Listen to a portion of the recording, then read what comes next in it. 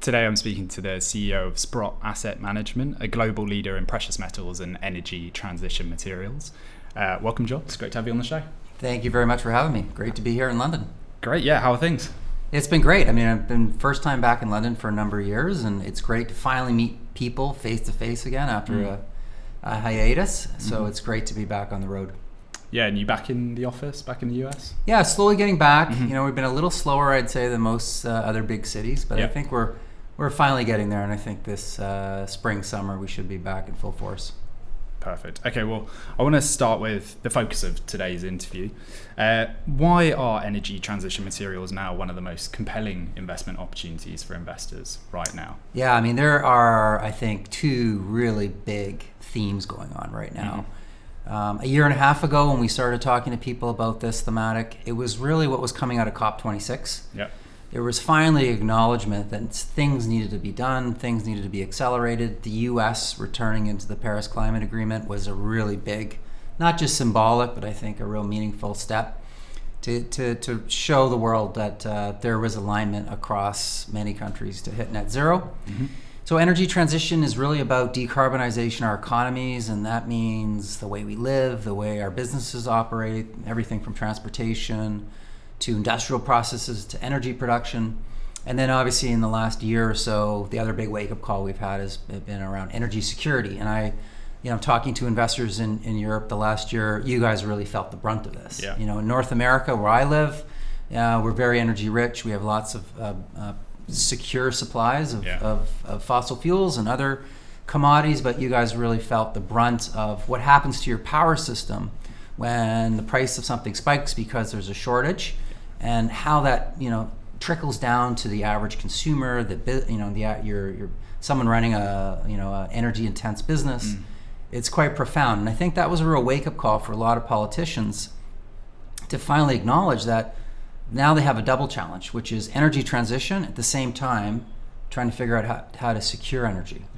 And that has really been, I think, the thesis that a lot of investors are latching onto. The governments around the world, whether it's in the UK, the EU, Canada, South Korea, United States, they're all putting out green taxonomies. They're all trying to essentially send investment signals to the market that they want this transition to happen. They want more electrification. They want new technologies to be invested in. And they're trying to send signals to crowd in private investment alongside the public money that they're throwing at many of these initiatives. Got it. Okay, well, I think that works perfectly as the elevator pitch for this theme, but perhaps if we can circle back, cover some of your background, introduce you to the listeners. Before joining Sprott, you held senior positions, I read, at Invesco Canada and TD Asset Management as well.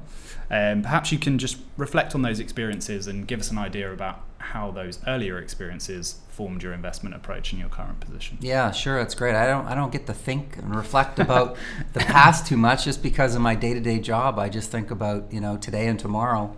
But I am coming up to 30 years in the investment business, and it is a wonderful business. I mean, it's a dynamic industry, and yes, it has its flare-ups and issues from time to time, like we're kind of experiencing right now on a couple of fronts. But it's great. It's a great business. I mean, at the end of the day, you're helping people achieve their financial goals, and those financial goals help to meet financial security. And if you can, I think, do the right thing and focus on your clients first, everything kind of takes care of itself. That's always been my personal philosophy. You take care of your clients, you do the right things, and the business has success. And then from a personal level, you have professional success when you operate that way. And that's, I think, what's made me successful as a professional. Yeah, okay. Well, let's dig into your current role then, obviously as CEO of Sprott Asset Management. You play an active role, at least I read on your bio, in the development of new investment strategies, but also acquisitions, marketing, strategic partnerships as well.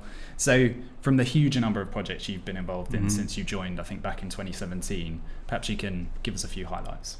Yeah, so I've been the CEO at Sprott Asset Management since 2017, but I actually joined Sprott in 2010. And Sprott's a really unique place because we are based in Toronto, and that's significant because it's the mine finance capital of the world. So every mining company in the world pretty much comes through Toronto, basically trying to move their projects forward and look for capital to finance those projects. So we're very involved in all things related to metals and mining. I would say, in the last couple of years, the acquisition of one of the vehicles that we made, which was called Uranium Participation Corp, which turned into the Sprott Uranium Trust, Physical Uranium Trust, was really the catalyst that got us going down this path of energy transition. And we were talking to investors, many in Europe, and they wanted to know about uranium. And I would say to them, well, what kind of a fund do you run? And I was surprised that many of them would say, well, I run a clean tech fund, I run a climate change fund, I run an energy transition fund. And I'm like, what is going on over here? Because we're not talking like this in North America, but Europe was. And I thought that was quite intriguing. And as we talked to more and more investors around the world, we found out there was a growing acceptance that the world was moving down this path of energy transition. And it was really, as I mentioned, those two catalysts that we thought were what accelerated the conversation and brought it more mainstream. And that really kicked off a journey for us to think about how could investors get exposure to this thematic. We knew a lot of investors were investing downstream in the supply chain. Yeah. But we also had investors say to us, I miss Tesla or whatever. Like, I don't want to buy something that's trading at hundreds times multiple earnings or something. Where are the other opportunities that you see? And so we see opportunity in a lot of the commodities. And if you see opportunity in the commodities, then you have to believe there's going to be opportunities for the producers. Because if the commodity prices are going up, which they have been for lithium, copper, uranium, etc., the companies that are exploring for those and trying to develop the mines of tomorrow are going to be big beneficiaries. So that was our kind of focus. And the other reality is that for a very long time, the world was very focused on investing in technology stocks. They worked really well, particularly in a period of free money. And that period, I think, is kind of behind us. That doesn't mean technology stocks aren't going to do well, but investors that I talk to are starting to ask, where else can we look? What other areas have been ignored in the market? What other areas of the market represent better value? And one of the areas that's been neglected for the greater part of 10 or 12 years has been mining. And so as the world says, hey, we want to electrify more, hey, we want to go to EVs, everyone comes back to one issue. Where are all the critical minerals? Well, they're in the ground because we haven't developed any of those resources because some of the technologies are new or we've just ignored them.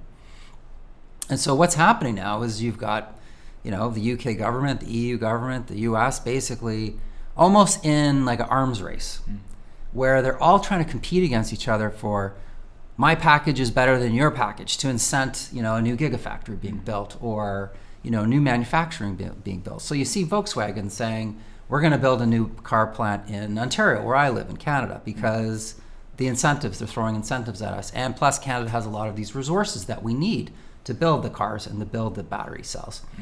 The other thing that's happened is governments realizing that they cannot rely on foreign governments for supplies, critical supply chains. We unfortunately learned this the hard way with COVID, when we realized that we didn't have security supply with countries, and certain products from countries in China and whatnot. And if you look at some of these supply chains, China is a really big player. China controls most of the manufacturing of EV battery packs. China controls a lot of the vast majority of solar panel production, components for wind turbines. They produce most of the rare earths. Rare earths are specific elements that are needed in everything from defense applications to permanent magnets that go in either electric motors or wind turbines. And so governments around the world are saying, hey, we want to do this energy transition thing, but we don't control the supply chains. So in the last 12 months, there's been a flurry of different acts and pieces of legislation that are basically throwing billions of dollars of incentives, hundreds of billions of dollars of incentives at companies to either produce more of these base materials, to create processing, because many of these minerals come out of the ground and they have to be turned into chemicals. So that's an intermediate processing step. And then finally, they all have to be put together to form an EV battery pack and obviously put the car together. So you're going to hear terms like reshoring, friendshoring, onshoring. This is the new vernacular of what governments are trying to do. They're trying to build this energy transition, but locally. And it's going to require a huge amount of investment. And just to give you some perspective, last year, Bloomberg New Energy Finance estimated that $1.1 trillion was invested in some kind of energy transition technology. Wow. It was the first year ever that it matched the dollar invested in fossil fuels. And we think over time that ratio is going to remain quite high, and we actually think that the amount going into energy transition is going to start to outpace the dollars going into fossil fuels. The other thing people ask me about is, well, is this like an anti-oil and gas message or stance? Absolutely not. Yeah. The reality is our energy systems, our transportation networks, all of that stuff for the last 150 years is all based on fossil fuels today. Yes, we've moved to more renewables and whatnot, but this is a multi-decade transition. This isn't about stopping one or deeming one to be evil. This is about trying to change the mix, trying to change the balance more to lower greenhouse gas emitting forms of energy or transportation so that we can help limit the amount of CO2 in the atmosphere.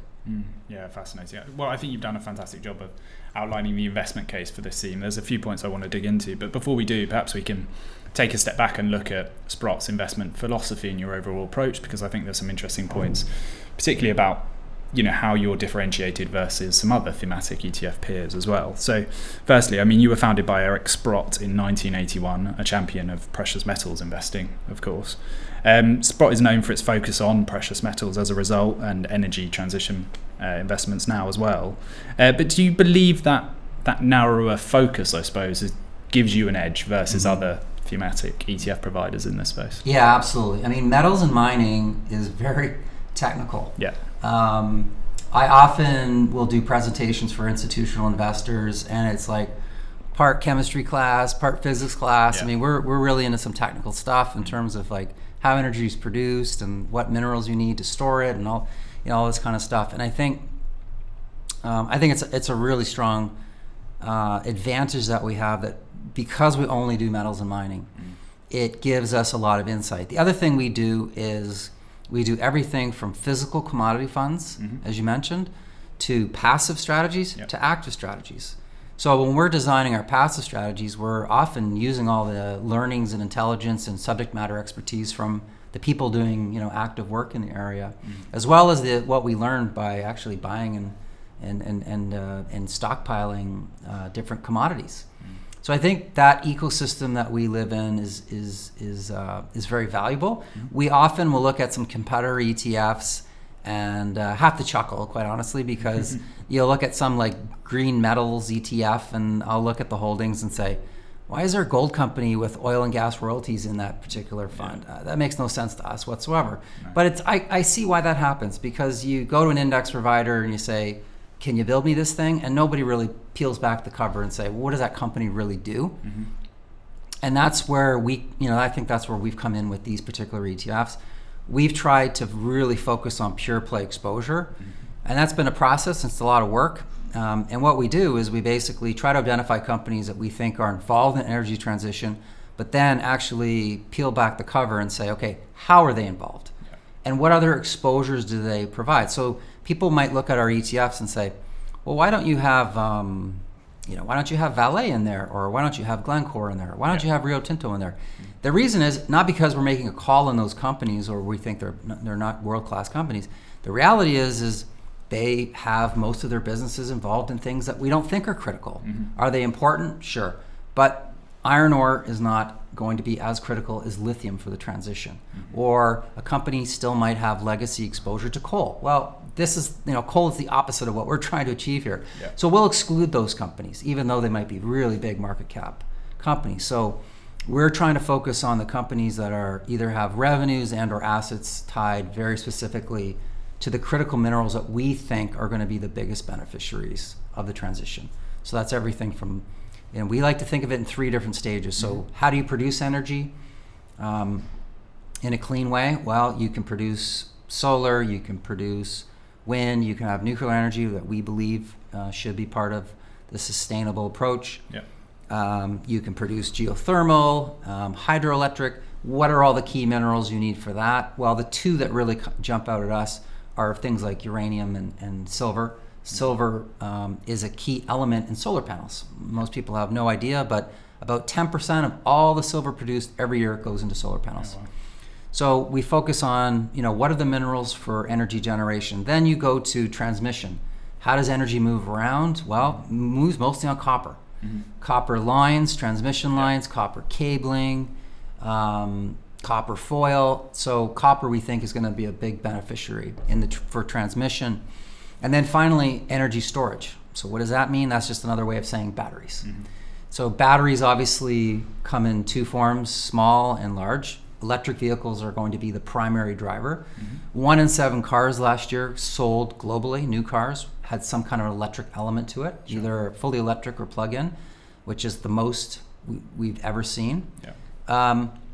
That's obviously being driven by China, but countries like the US, which have been kind of slow on the adoption, are all of a sudden getting ready to throw a $7,500 credit per vehicle at new buyers. So we look at all of the minerals in those EV battery cells. What are they? Lithium is the star there. Yeah. Nickel, most people have no idea. Nickel plays a big role in batteries. Mm-hmm. Cobalt, manganese, and graphite. And then you have large-scale batteries as well with different kinds of chemistries. So that's how we kind of think about this kind of energy wheel, as we like to describe, in terms of energy production, transmission, and then the storage. Got it. Okay, well, perhaps we can go a further step back, I guess. I mean, I saw you described on your website as a contrarian investor, one with a long-term investment approach. So perhaps you can just sort of break down that second word or descriptive term. Long-term investment horizon was something that I saw plastered all over your website. And there'll be specific reasons for that, which I'm keen to hear. But how do you weigh short-term market fluctuations with that long-term perspective? Yeah, it's a really good question, because mining in general is a volatile sector. Yeah. It is volatile because commodity prices can be volatile, which we've seen over the last year. We've seen oil, go from 80 to 120 and back to 80 or 60 something. So a lot of commodities are volatile, but also the companies can be volatile. Why? Because many of them are in development stages, which means they're pre-cash flow, or they're trying to build a new mine, or they're trying to explore for a new mine. So those companies just generally are less liquid and more volatile because of their stage of development. Sure. So if you're going to be thinking about this thematic, you want to think about the big picture secular growth drivers, which we think there are many of them. But you also don't want to get whipsawed around and get kind of washed out because the sector might fall 20% in a month, which it can do. Yeah. So it's something you want to think about carefully and almost dollar cost average in. And you have to stick to your conviction. I mean, one of the things about our founder, Eric Sprott, that I was just amazed at, and I know part of it was because his name was on the door, but the amount of conviction he would have in some of his trades was just unbelievable. Like, even though he might look wrong for a long time, he eventually looked right. And when he did look right, he looked like a genius. And he would be willing, it wasn't being contrarian for the sake of being contrarian. No. It was willing to be contrarian when popular consensus was different. Yeah, hardest time to do it, I suppose. Very hard, yeah. Okay, so you've also got, I think, a reputation for innovation, constantly bringing out new innovative products, one of which we're going to go on to discuss today. But before we do that, I was keen to understand your process for identifying new markets, new products. How do you go about validating those ideas before actually listing a fund? Yeah, well, financial services is a very challenging market for product development, because you don't have any intellectual property rights. Anybody can copy your idea the minute you launch it, right? Yeah. So it's very hard, and the reality with thousands of different ETFs around the world, the ground is well covered. So as a small boutique money manager, our goal is to try very hard to find the unique opportunities that we think are coming, or have not been met, or the products that have been or in the market today are not well thought through because they don't have expertise in the area or whatever. And so we're really trying to narrow our bets. We listen to our clients very carefully, either face-to-face meetings. We do a lot of social listening. What does that mean? We are on Twitter all the time and LinkedIn. We're constantly watching for what are people talking about? What are they tweeting to us?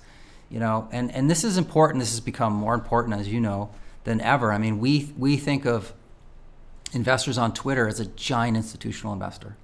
You have to take them seriously, even though it is the Wild West out there. But you have to, as a collective, take them seriously, because when they get their minds on something and they start to team together and share ideas, it's unbelievable how much capital they can move around in the markets. So we listen. We do a lot of social listening. And it's really just thinking about, would we put our own money in that? Does that make sense? Because often we do seed our funds with our own capital.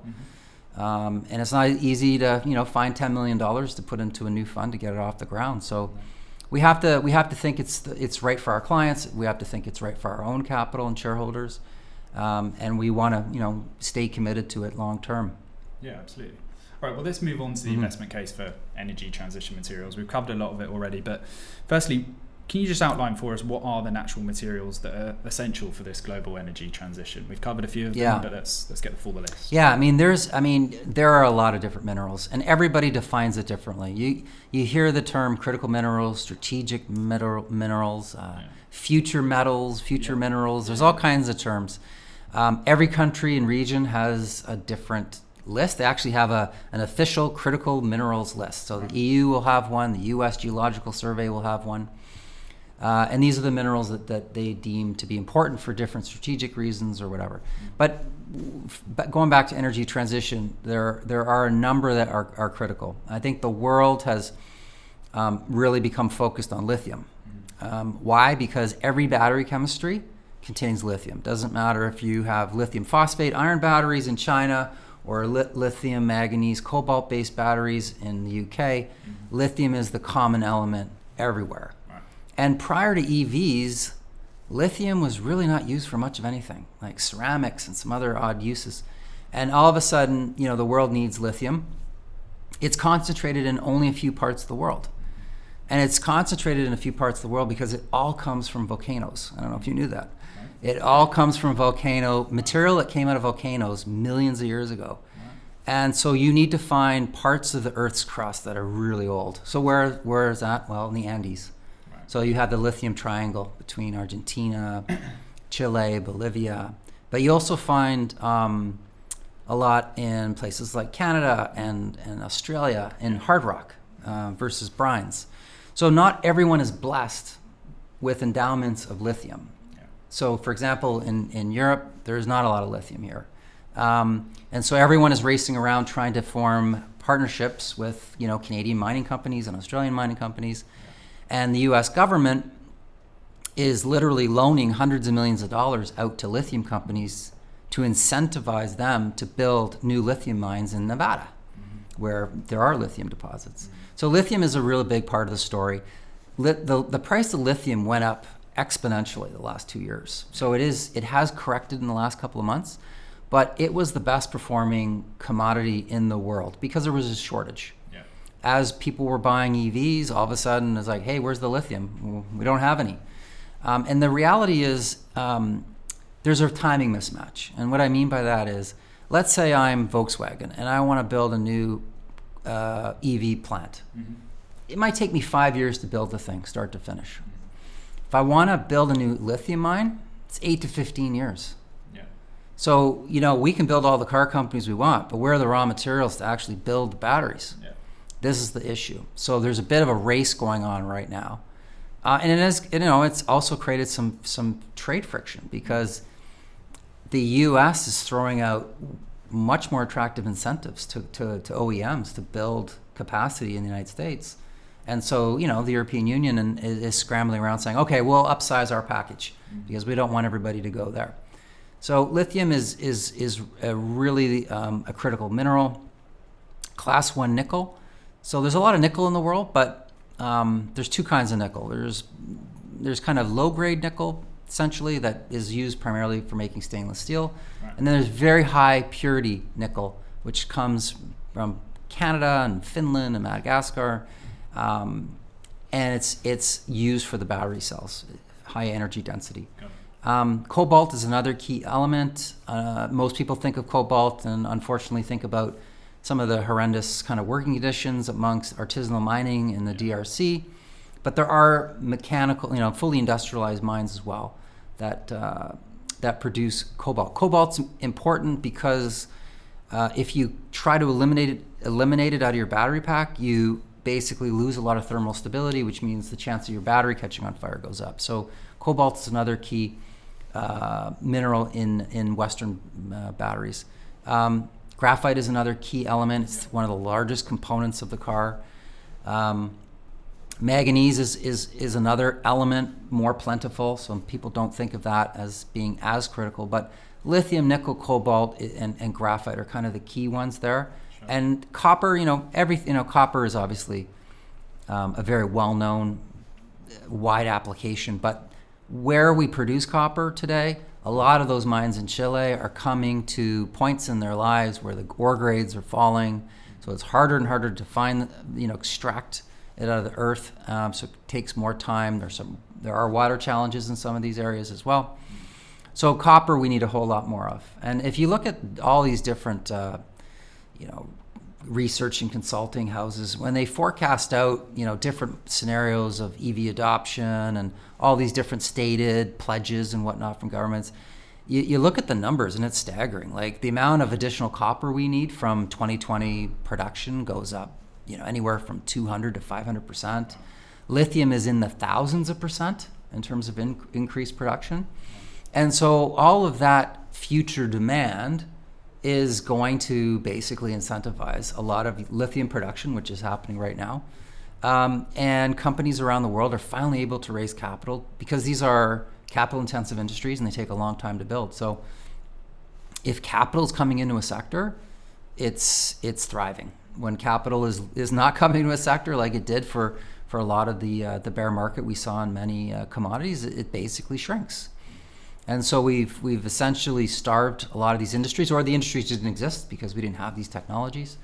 And everybody all of a sudden wants to have all of this stuff and built or processed or mined on local soil, as opposed to trying to rely on another country, which may not become reliable in the future, like we saw with Russia. Right. Okay. Well, I'm interested to get a time scale on this. Then, how long will this pivot towards the greener economy take, I suppose? And I mean, is this something that we're going to see in the coming years, the coming decades? Investors, particularly those listening in, will be interested to understand the time horizon for an investment like this. Yeah, I mean, if you think about the net zero pledges, a lot of them are focused on 2050. Yeah. We have no idea whether we're going to hit these or not. It's pretty ambitious, right, in terms of some of these pledges. And last year, I think we kind of went backwards. Yeah. But we think that this transition is going to take trillions of dollars and is going to last decades. Yeah. So we think this is a long-term theme. We do think that we're in a new commodity super cycle. It's just forming. Okay. And unlike the super cycle we saw in the 2000s, that was really built on China building 30 new cities and factories and all that. So what were the big beneficiaries of that? Well, it was just about everything, but a lot of the basic kind of building materials and steel. But this commodity super cycle we think is going to be driven in large part by the energy transition because it is so raw material intensive. Sure.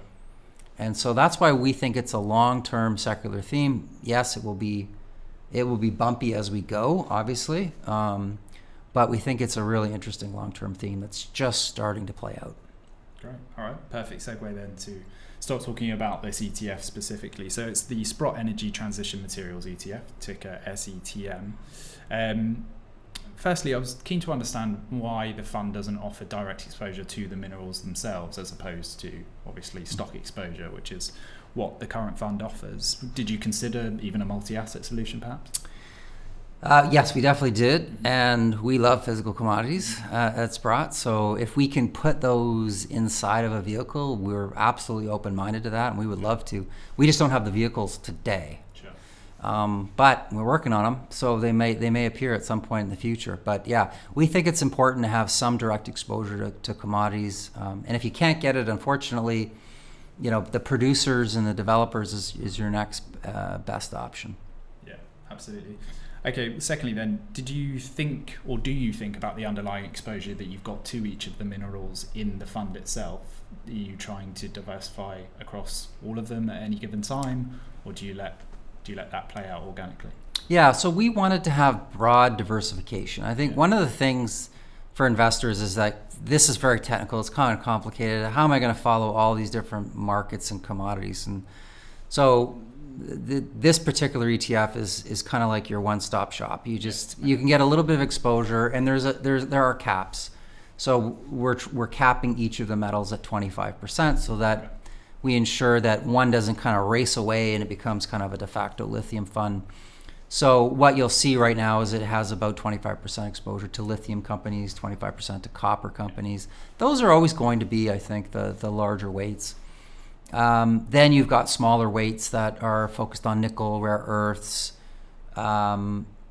It's almost impossible to get pure play exposure to cobalt because most of it is a byproduct of other minerals, and so it's hard to get exposure to cobalt. There's some companies with graphite in there as well.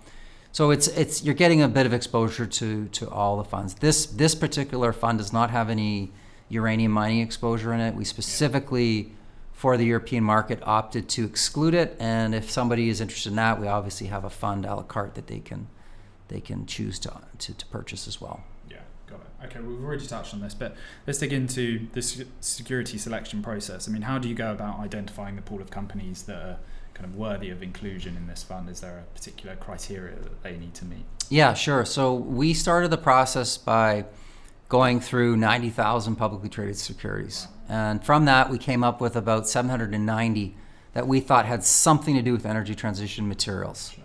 So we're only focusing on upstream companies. So upstream meaning upstream, the start of primary production. So companies basically mining these minerals or extracting these minerals. We're not focused on the midstream and downstream. So downstream is, a Tesla or a battery maker or whatever. So we're focused on the upstream only. What we did is we actually went through company by company and peeked inside of its financial statements and balance sheets and said, how exactly is it exposed to this thematic? What percentage of its production is from copper, for example, or how much of it is from coal? Because with a lot of these diversified mining companies, you'll have all kinds of different metals. So, for example, if a company produced, or 50% of its revenues were from iron ore, iron ore will play some minor role in the energy transition, but not a critical role because the iron ore market is so big. So we'll exclude that company out of the mix. Or if a company has a lot of coal exposure, well, we don't want the coal companies in either, so we'll exclude those companies. So some of the really big diversified mining companies are not in our index. We're trying to focus on more of the pure play companies. And every 6 months, what we'll do is we'll go through that entire process again, because there's new IPOs coming all the time. There's spin-outs. Why? Because people realize the battery metals are more attractively valued if they can spin those businesses out versus having them within diversified mining companies, just like they're spinning coal companies out. So some companies are going to spin out copper nickel, their copper nickel operations, such as Vale, we think. So as those companies become available in the index, they will come in. And obviously we have some market cap and average daily trading volume, liquidity, basic kind of ETF constraints, just so we make sure that the ETF is tradable and the APs or the authorized participants, as we call them in North America, can make markets tight in the ETF. Got it. It sounds like quite a labour-intensive sort of research process. Is this sort of analysts poring over balance sheets? Is there any direct contact with the companies themselves to understand their business model? How does that actually work? Yeah, so we have a team of analysts at Sprott that did the work, and believe it or not, you have to kind of go through even Chinese financial statements. So luckily, we've got staff members that speak Mandarin and helped us with those companies. But it is a lot of work, and again, we're focused on a pure play, very thoughtful product. So we're willing to do the work twice a year, and it's very dynamic. It's constantly evolving. Like, companies are coming public all the time, and we want to make sure we're aware of them and tracking them, so that we can potentially include them in the index. So rebalance twice a year. Twice a year, yeah. Was there thought to kind of rebalance more often to ensure that the exposure's kind of even more timely, or was twice a year? Yeah, we just figured that getting a snapshot of the company twice a year was enough, and we didn't want to have too much kind of trading within the fund in terms of rebalancing. most of our funds we find twice a year is enough. So you trying to capture, I guess, an all-exhaustive list of the funds that meet that criteria that you set out a moment ago, rather than trying to identify the top performing assets within the space. That's correct. Yeah, I mean, this is not a very deep universe of companies yet. Yeah. It can become a lot deeper as more and more companies come to market and move their projects along. But right now, it's really about gaining the most pure play exposure to these companies that are available to us today. And, there should be a lot more, but it will take time for them to come to market. Absolutely. I also noticed the fund's largest regional weighting was to Canada, I think at 28.1% when I read this morning. So perhaps you can let us know kind of why that is. Obviously, you talked about a lot of Canadian companies being involved in the mining space, but talk to us about the other regional weightings as well. Yeah, so Canada and Australia, I think, are very well known in terms of being tier 1 mining jurisdictions. Yeah. We have very high standards in our mining laws. We have very high sustainability and responsible mining requirements. And so I think it's not just companies developing assets in Canada, it's also management teams based in Canada that are exploring for lithium deposits in Argentina, for example. But the mining background, I think, is well known in both those jurisdictions. The U.S. obviously is another highly regarded mining jurisdiction, but the Canadian and Australians, they've got that reputation and grit for turning over rocks around the world and trying to find these deposits. So I would think over time you're going to see more U.S. listed companies. Okay. Definitely, there's been a number of mining companies listed in the U.K. as well. Yeah. So there's always been a rich tradition of mining in the UK and less so in continental Europe. Got it. Okay, well, let's talk about performance then. I think the fund is down around 19% since inception, obviously only recently listed, but perhaps you can describe the macro factors that are influencing performance most at the moment, and then we can talk about the tailwinds that are likely to bolster performance in the future. Yeah, I mean, the last, I would say, 6-7 weeks in the markets have been really brutal. Yeah. We started the new year on a really positive note. Everyone thought the Fed was pausing here and risk capital started coming back to the markets. And in the last 7 weeks, we've had kind of double hit with the Fed remaining pretty hawkish, and then cracks forming across a few banks, which unfortunately, if you're old enough and you went through 2008 and 2009, you had a few flashbacks in the last couple of weeks about banks failing and contagion and being bailed out and all that. So it's clearly hit everything. You know, I mean, there is just a lack of risk appetite right now in the markets until people get a better sense of is this a more serious issue that is going to spread through the financial system that could create more of a ripple effect and more of a hard landing in the economies, or is this contained a couple of banks that weren't, the risk management wasn't done very well. So it's hard to say, but investors right now, I'd say, are sitting on the sidelines. There are trillions of dollars sitting on the sidelines. I mean, just in U.S. money market funds alone, I think there's $5 trillion parked there right now. So money is sitting on the side. People are in a risk-off kind of mode right now, and I think it's irrespective of how good the fundamentals are with some of these industries and companies. People are just kind of taking a wait-and-see approach. Yeah, that definitely seems to be the case. But what about those macro factors that are likely to bolster performance in the future? Perhaps you can describe the perfect macro environment for a fund like this. Yeah, so I think you have you have two situations. One, you need all the noise from central bank tightening and inflation and banking stability to kind of cool down. And then you just need the commodity prices to do what they need to do, which is get to different incentive points or stay at incentive levels that make these deposits economically viable, that make their financing viable so people want to invest. Mining is, as I said, it's pretty capital intensive. Companies often need to raise hundreds of millions of dollars to build a mine that will produce nickel for the next 15 or 20 years or whatever the time frame is. So there's a big upfront cost. That's obviously can be impacted by risk appetite and interest rates. And then there's a big payback, over the life of mine. And right now, it's a challenging environment in terms of finding big amounts of capital that want to be exposed. And this is why I come back to the Inflation Reduction Act and even some of the recent legislation in the UK, where it's basically the government saying, look, we're going to put our money in too.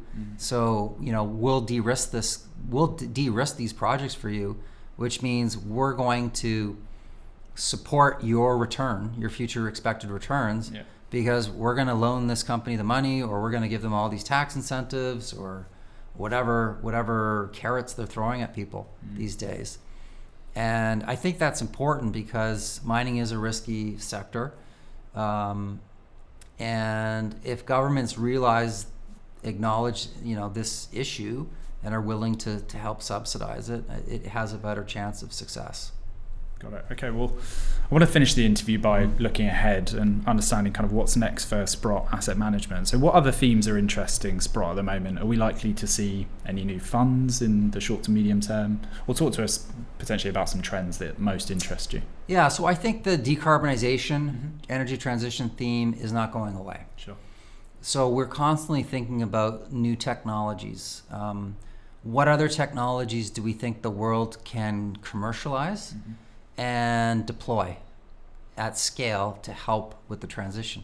So it's everything from small modular nuclear reactors to microreactors to hydrogen economy to carbon capture technologies. I mean, we're looking at all of this stuff because we think there's a role for many of these applications. In the case of small modular reactors, I think that's a huge opportunity because many Western governments are going to embrace this. For example, Rolls-Royce in the UK is one of the companies in the world that is developing a small modular reactor and is asking the UK government for guidance and support to develop this technology because they want to deploy it. So there's a bit of a race going on right now with a number of companies. I think there are huge opportunities for SMRs to replace coal plants as they come to end of life. And I think that's the big idea over the next 10 to 20 years there. But we are constantly looking at what other kind of metals may become of more interest, especially as scientists and researchers are constantly trying to bring costs down, changing chemistries of batteries, all those kinds of things. So we're looking at all these trends. So it's an evolving, but I think what we've just brought to market on both sides of the pond is pretty meaningful, and so we're gonna support these funds and help them get to scale. Yeah, absolutely. I think that's a fascinating insight to end on. Just leaves me to say thank you very much for joining us on the show, John. Thank you for having me. It's great.